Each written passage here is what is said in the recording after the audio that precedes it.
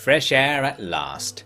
The guild clambered out of the great pit and back into the desolate world said pit brought about. They had emerged onto the world's western coast, which was fantastically boring, superbly uneventful, wondrously desolate. The tourist brochure seemed tailor-made for a group looking to de-stress. They wandered towards the sea, passing an isolated hiver village and then a series of very rustic human villages. It may be hard to imagine what the term rustic actually means in a post-apocalyptic hellscape, but the best way to imagine it is to think of what kind of house you'd bother making for yourself if you were 90% certain that you were going to die before the end of the day. The region was named in honour of their efforts, Dreg. The twist was that they ended up staying alive for ages on account of a political landscape as barren as the geographical one. So they could just sit in their shitty huts, eat horrible acidic tasting fish, and constantly tell themselves that surely something wild would happen tomorrow, and thus no point digging that latrine pit now. Or perhaps that was just the hiver influence getting to them, for if you didn't want to go through the cannibals to the north or the fogmen to the east, the only way back to a more thrillingly awful form of civilization was south, through the realm of the Great Western Hive. After a map study concluded this, Gustavsen was a little miffed. "The cannibal route is preferable. Goats may be in peril," he said. "But the Vine River leads us right into the underbelly of the Naish," Pierre pointed out. "You can put up with a few drones for a bit, eh?" "They bully me," Gustavsen moaned, with ass bleating support. "Prince Gustavsen, do not worry yourself one little bit," Isaiah said. "When you let the bullies tell you what to do, they win. You should go down there, show them your lovely ass, and make them realize what they're missing." "This is all good dialogue, note it down," New constructed the mangaka class. "We'll stick with you, Prince. If we're all together, then we aren't outcasts anymore, right?" Elena said. "You wish to test the strength of my associations?" Gustavsen said. "You have little insight, but proving you wrong will be edifying. Fine, I will sense the route. Come." So saying, Gustavsen took a mighty sniff, then bent his knees and whirled his head around for a bit. Ass seemed to do the same. "I've got it," he eventually claimed, attempting to stride off in the direction he did got, but rapidly collapsing in a dizzy pile. Once his cadre of bodyguards got to dragging him along, they were off. They were heading down the coast towards the mouth of this Vane River, which had upon its banks untold numbers of fully associated hivers. Its source was back up in the Holy Nation, so perhaps it would have been a route back to the actual mission, but another serious diversion hit them like a pile of bricks.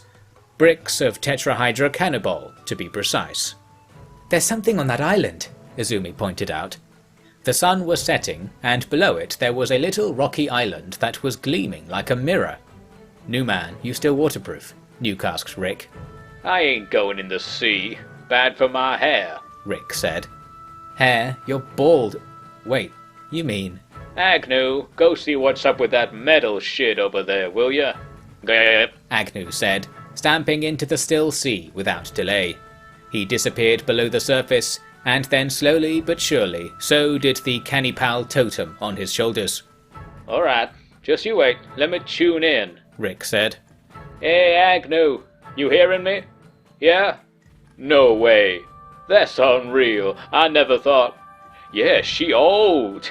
Oh, don't worry about it, man. You can pay me back. Yeah? Yeah? Uh-huh. Is that right? And what did Punk say? Uh-huh. Yeah, really? Now that's what I call degeneracy 3792. You remember that shit?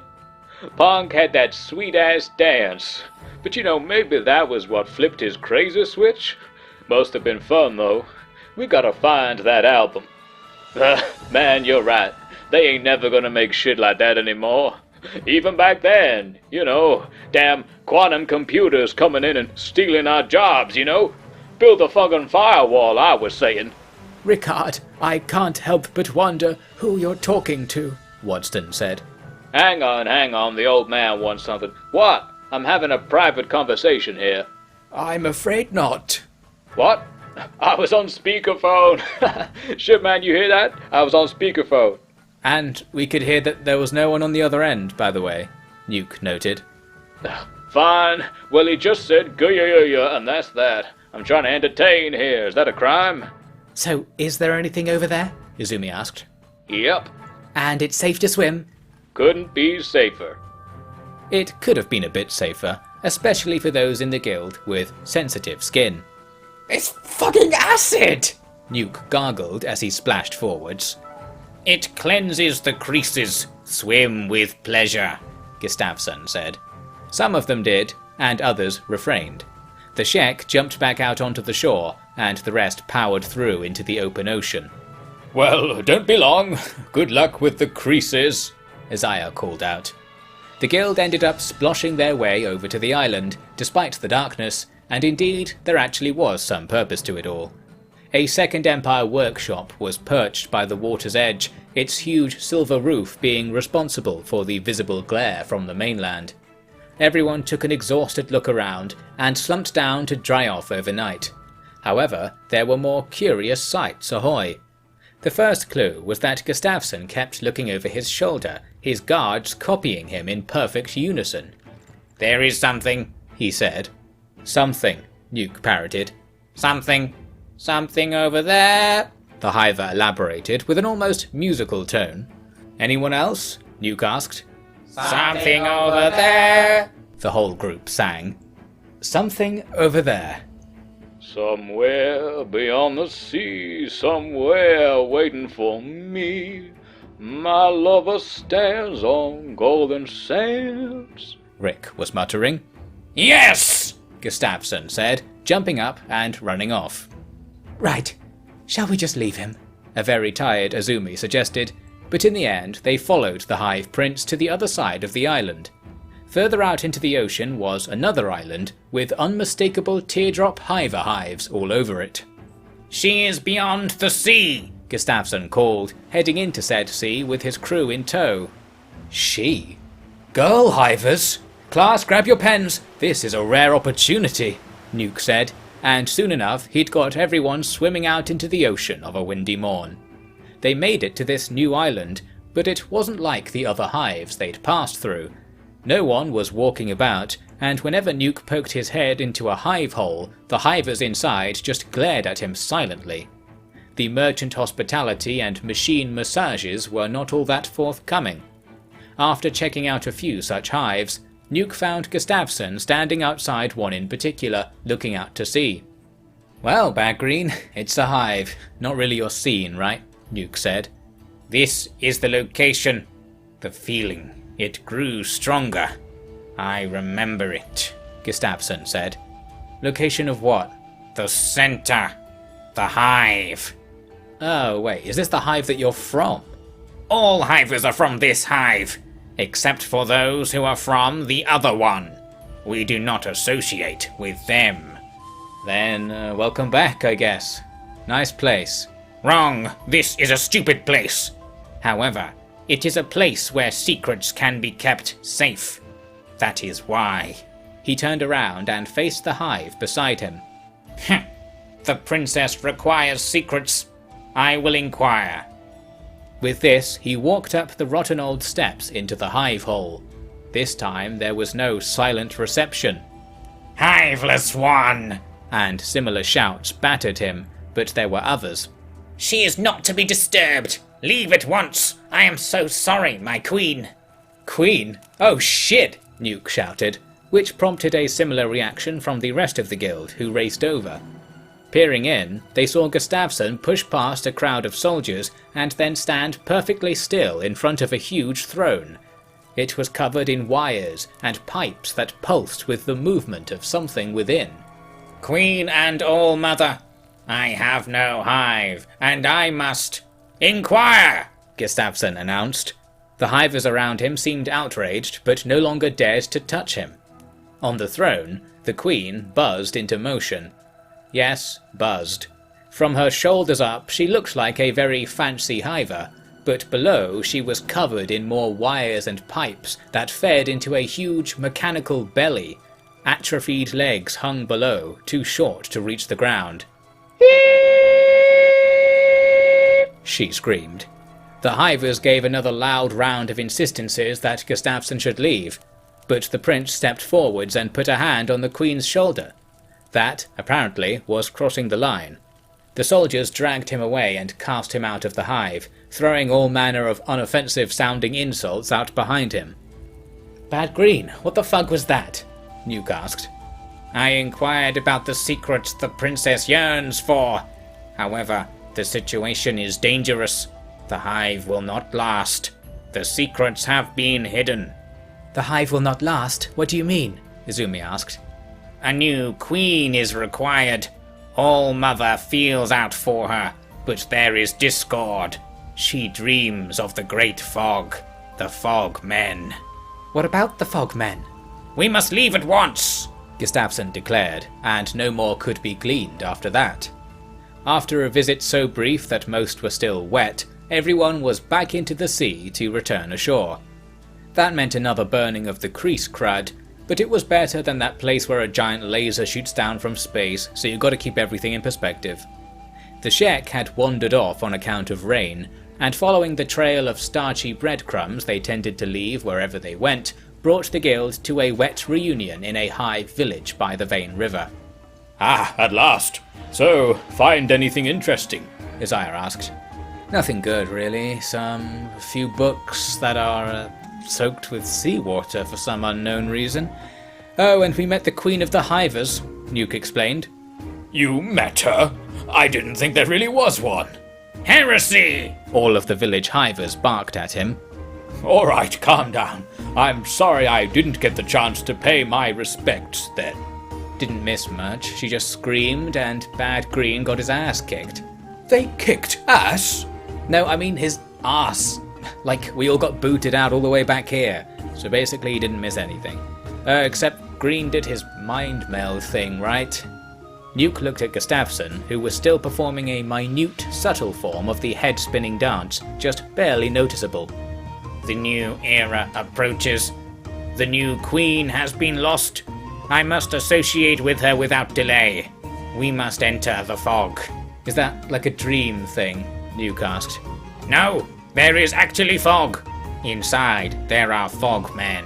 That is where the queen is feeling. I will go." "Oh, Prince Gustavsen, you can't go after the Fogmen without us!" Isaiah cheered. The Shek were very much up for the satisfying ease with which a fogman could be snapped in two. "Sorry guys, but we really gotta do stuff, you know," Nuke said. "We can't keep stringing Pretty Pier along." "Pretty?" Izumi interjected. "Yeah, she looks like you, don't you think?" "Oh, Nuke!" she giggled. The sultry scholar, huh? Anyway, Pia? Your hiver friend is talking about the Fog Islands, I imagine. That's where the Fogmen gather to hunt, but it's also our biggest refuge for escapees. Kinda on the way back, so I'll show you, Pia said. This new plan took them out of the Vane River Valley and across the rocky heights to its north. After a while, the rocks gave out into a bobbling range of sandy hills, the dells and vales between which were concealed entirely by white fog. To everyone's relief, they weren't actually islands, so no swimming required. The fog was the only obstacle. Well, unless you count the raving, discoloured hivers that burst out of it with weapons raised as an obstacle. More of a bump in the road, really. "Do not block the Seekers!" Gustavsen scolded one of them. He also smashed them across the head with a club, more to the point. At least one of these two methods of communication likely got the message across. The guild passed over the first ring of hills, but found banks of cliffs blocking their path. They had to descend into one of the foggy pools to carry on, and there they found wooden totems decorated with bones. "They transmit. Once we pass them, the feeling will be smooth," Gustavsen, quote-unquote, explained. I suppose the takeaway is that the guild indeed passed them, slaying any groups of fogmen that trotted up, and perhaps the feeling really did become smooth. Kill, hike, the pattern repeated all the way until mid-afternoon, when they came upon a huge plateau that the fog could not reach. Atop it were tall walls of quarried stone. "This is the place, Mongrel. Best hive of scam and villainy you'll find. Plenty of people come here to make a life for themselves, away from shit," Pia said. "I can see why. It's a great commute," Isaiah said. He was carrying a number of Fogman heads, as were his 1,000 guardians, which was pretty useful as they functioned as a sort of currency among the defiant, fogless men and women in the hidden city of Mongrel. "What's your business here, traveller?" a guard asked Nuke at the gates. "Selling illegal drugs mostly, but anyway, are you a ninja?" "Shinobi, actually." I get it, I'm a shinobi too." "What you fighting then, Pink Eyes?" "Injustice, poverty, slavery. I've vowed to fight so that I never experience those things again. Also, I have 50 keys of Green Emperor LLL makes you human cuboids to offload. You in?" "Fuck. And all of you are the same deal, huh?" "Actually, we're travelling academics," Izumi began. No, we're all drug dealers, let us in, and we're users, not losers. Check out the Bugman's ass if you aren't sure," Nuke insisted. "Right. Close the gates," the guard growled. After Pia gave a long, unsure endorsement of the gang though, they were eventually let in.